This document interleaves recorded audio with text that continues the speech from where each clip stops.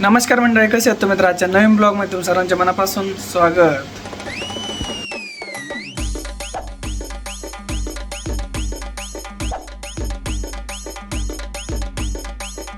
प्रत्येक घरोघरची कहाणी आहे. एक दिवस सुखाचा असतो तर एक दिवस दुःखाचा पण असतो. कालपर्यंत नाही का आपल्या घरात एकदम म्हणजे सुखी होतं, पण आज एका नाही का आपल्या आजोबांचं दुखायला लागलंय. जेवण वगैरे एवढं मस्त बनवलंय आपल्या आजीने, एक नंबर, पण आज जेवायची सुद्धा इच्छा नाही. पहिलं आपल्या आजोबाला दवाखान्यात घेऊन जाऊ, त्यांची ट्रीटमेंट वगैरे करू आणि त्याच्यानंतरच बघू. आपल्या आजोबांना युरिन बॅग आहे तुम्हाला माहिती, त्याच्यामुळे कधी कधी काय होतं, पोट दुखतं आणि जी जास्त त्रास वाढतो. तर गावातल्या डॉक्टरांना दाखवलं तर ते म्हटले नाही का इथं नाही काय होणार, तर तू एक तेजगाव पाथर्डी किंवा नगरला येऊन जा. तर म्हटलं पहिले नाही का तेजगाव आहे, तर तेजगावला दाखवून बघतो. त्याच्यानंतर जर ते डॉक्टर काय सांगते ते बघतो, तेजगावला दाखवतो, ते डॉक्टर काय सांगते ते पाहतो आणि त्याच्यानंतर नगरला येऊन जातो. आपले नाना तर रेडी झाले का रेडी? तुम्ही घेतलं सगळं सामान घेतलं? कोणतं? फाईल वगैरे घेतली तुमची? नगर जायचं का इकडं? आधी इथं जाऊन तेजगावला फाईल नाही घेतलं, फाईल घ्या ना. तिथं तो ठेवलं पुढं त्याचं सगळे डॉक्युमेंट फाईल वगैरे घेतली, फक्त गाडी काढायची आता. मला गाडी काढूपर्यंत आपल्या आजोबा बघायला लगेच उठले, गेले तिकडे दर्शन घ्यायला. ते लोकांना म्हणा चांगले तपासा, आम्हाला पळायला नका लावू म्हणा, पैसा नाही जवळ म्हणा, त्यांना नेतोय आणतोय, कोणी नेत नाही आणत नाही म्हणा. जेव झोप आता. कशाची मला मुस्कान. चला आता घेतो आजोबांना तिथून आणि निघू. घेतलं का दर्शन?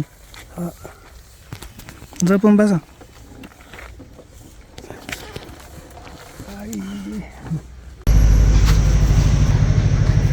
आलोय आजोबाला घेऊन तेजगावला. आता आलं आपल्या आजोबाला, इथं पण नाही सॉल्व राहिले, आता नगरला घेऊन जायचंय.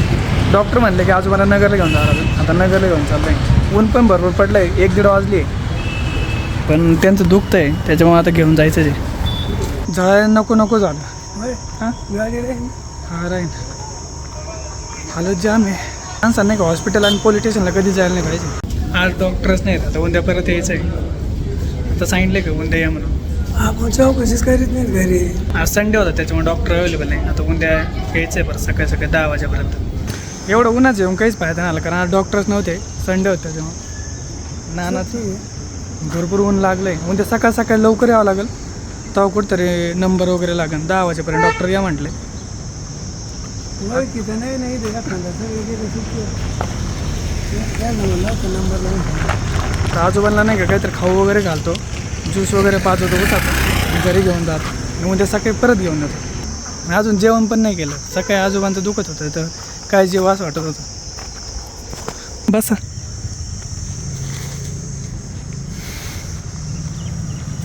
अरे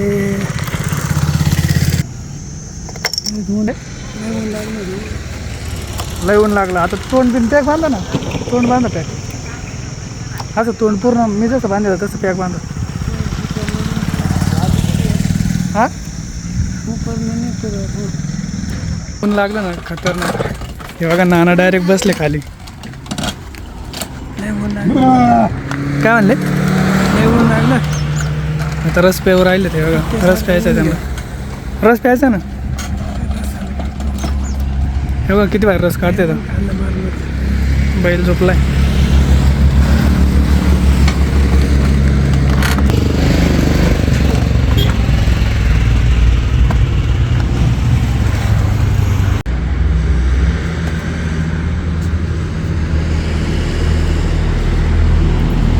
आजीने मस्त बनवलाय रस, मस्त रस बनवलाय एकदम ओरिजिनल. या अशी गाडी बघायला नाही भेटत आता.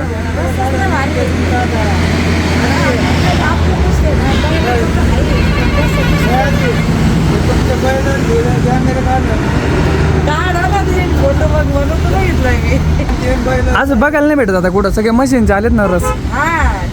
हे भारी वाटतं.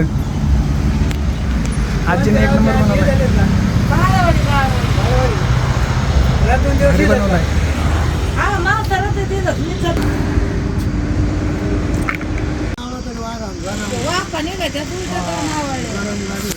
मला आता रस वगैरे घेतलं, थोडं बरं वाटलंय. आता निघू परत. अजून अर्धा तास लागेल घरी जायला तरी पण. कोणता रांग डॉक्टर? दुसरा टाकले. डॉक्टर नव्हता, कोणताच नव्हता आज, कोणीच नव्हता आज. आम्ही जगून वाचून आलो तेच बरं आहे आज. काय झालं? नाना विचार ना काय झालं. हो नानी. हा नाना नुसता रस मागायचा, ज्यूस मागायचा. एका जागेवर नाही का रस पेऊ घातला आणि एका जागेवर नाही का दूध पिऊ घातलं. यो काय म्हणतो आपल्या लस्सी पिऊ घातली. नाना लगेच बसायचा गाडीनं होता लगेच बस होती म्हणायचं मला. लय व्याकार झाला बाबा. तुला काय आणलं माहिती का? तुला आणलंय नानाला ज्यूस पेऊ घातला म्हणलं, मग तुला काहीतरी लागेल खायला. तुला हे आणलंय. तुम्ही भरपूर दिवसापासून कमेंट करून सांगत होते की आजीला नाही का कोकम सरबत आणि ते आणून दे. बघा कोकम आणून दिलाय. आता हे साखर आणि ते टाकायचं आणि प्यायचं. साखर प्यायचं. थंड पाण्यात टाकायचं, थोडी वरून साखर टाकायची आणि प्यायचं. असं नाही पिऊन जमत का? आता गरम आहे तो पाण्यात टाक ना थंड. लय हालत झाली जाम. आता आजी आणि आजोबांना नाही का दोघांना कोकम सरबत बनवून देतो. फ्रीजमधलं थंड पाणी घेतलंय. बर्फ तर नाही उठता ठेवला, आता ह्या थंड पाण्यामध्ये देतो. आपण रस प्यायलाच ना आता इथे घाटात.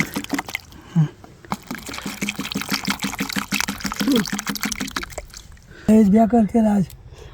तुम्ही नाही म्हणलं का ऐकत नाही तुम्ही. आधी पिऊन पहा, तुम्हाला आवडतं का?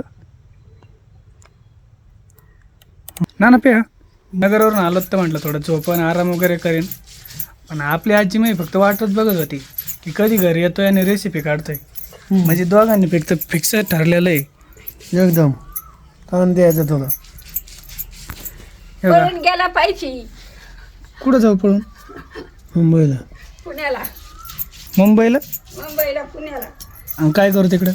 लग्न करून टाक. काढायचं, लग्न करायचं. कोणाचं? तू हे करायचं. लग्न करू नका. मला म्हणतात मुंबईला पुण्याला जा लग्न करून तिकडे व्हिडिओ काढ म्हणते. आता आणि मी गेलो तुम्हाला कोण नेईन दवाखान्यात तिकडे. हां मी तिथे आहे ते दवाखान्यातच बसू का जाऊ. काय म्हातारीला तिथे स्वयंपाकाला मी. हां आता सगळं माहिती आहे झालं आम्हाला.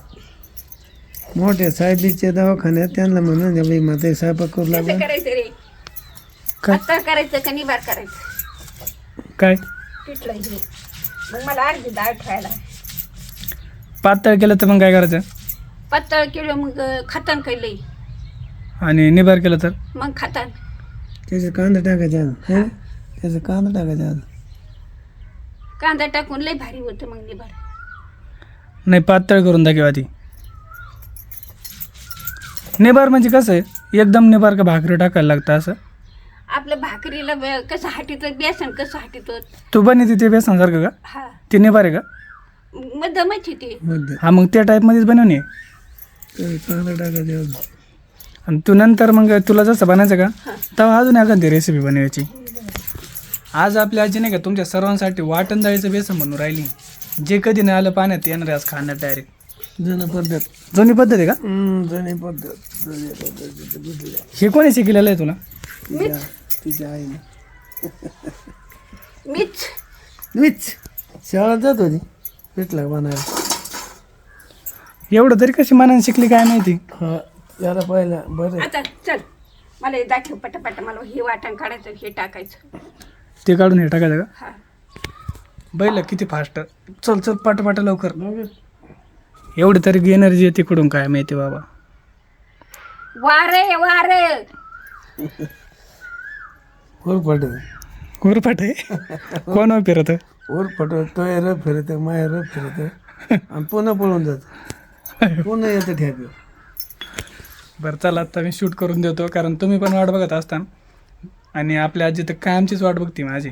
कुठं बाहेर गेलो की मला एक धाकच झाला की घरी कधी जातोय आणि शूट घरी मला असं वाटतं कधी पळून जातो असं होतं का. लेकी बारी हो.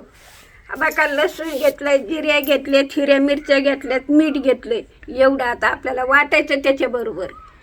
चव लय भारी लागेल ना मग. मग चईला बघा तुम्ही. आणि कांदा टाकून परतून घेते. तुम्ही चाटून पुसून खातान ते पिठलं. खरंच खातात. लेकी बाळी हो. मनापासून जर बनिलं तर मसाल्याची जरूर नाही लागत. फक्त हाताचे चव आहे. आणि ते तुझ्या हाताला आहे का? आणि ते हाताला माझ्या. आता बघा शेवट आता बस. एवढं वाटी ते त्याच्या हाताला चव आहे. खरंच चवे. हा चव आहे. आहे ना, हे आम्ही सांगायची गरज नाही, पूर्ण महाराष्ट्र सांगतोय. मीच खाऊन टाकतो तिचा हात चव कसं काय येईल. बोल ना खाली घे. हा घेतो. काही चला आता शूट करून घेतो. काल रात्री जेवलो होतो, त्याच्यानंतर आता जेवण करून राहिले. पण आपल्या आजीने नाही का वाटण डाळीचं बेसन एवढं भारी बनवलं ना, खरंच आपल्या आजीच हात एकदा तरी जेवण केलं ना तरी भूक नाही लागत. आणि आज खरंच नाही भूक लागली मला. आजीने खरं सकाळी लय भारी बनवली होती भाजी शेवग्याची, त्याच्यापेक्षाही पण भारी. आत्ता वाटण डाळीचं बेसन एवढं भारी बनवलं आहे. हे बघा आत्ता मी जेवण करतोय, तुम्हाला दाखवतो. वाटण डाळीचं बेसन आहे आणि कांदा, लोणचं, चटणी आणि भाकरी. तुम्हाला टेस्ट दाखवत होता. हे बघा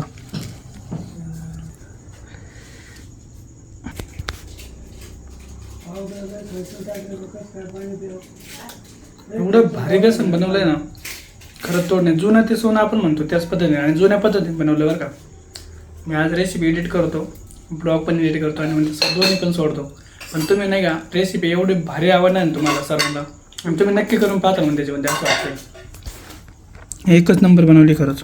आजीने एवढं भारी बेसन बनवलं होतं, एकदम मस्त झालं होतं. एकदम पोटभर जेवण केलं आहे आणि दिवसभर उन्हात पण भरपूर पळपळ झाली. आज लय दमलं आहे खतरनाक. सकाळपासून तिसगावला गेलो, तिसगाववरून नगरला गेलो, नगरवरून तो परत हेलपट झालं, परत घरी आलो. म्हटलं थोडा आराम वगैरे करावं, तर आपली आजी लगेच म्हणली रेसिपी बनायची, तर रेसिपी शूट करून घेतला. आता एडिट वगैरे करतो आणि झोपून घेतो. परत उद्या आजोबांना घेऊन नगरला जायचं आहे, कारण घरात एकटाच आहे, त्याच्यामुळे सगळं मलाच बघावं लागतंय. आणि पळपळ माझी एकट्याचीच होती, सगळ्या गोष्टी मीच हँडल करतोय आता. तर आजचा ब्लॉग नेसता पळपळीतच झाला आहे. तुमचा कोणाचा असं कधी जर झाला असेल ना तुमच्या पाठीमागे, म्हणजे प्रत्येकामागं पळपळच असते, पण तुमचं कधी जर झालं असेल तर नक्की कमेंट करून सांगा. आणि आजचा ब्लॉग कसा आहे ते पण सांगा. तर भेटून त्याच्या ब्लॉगमध्ये. तोपर्यंत सर्वांना गुड नाईट, टेक केअर.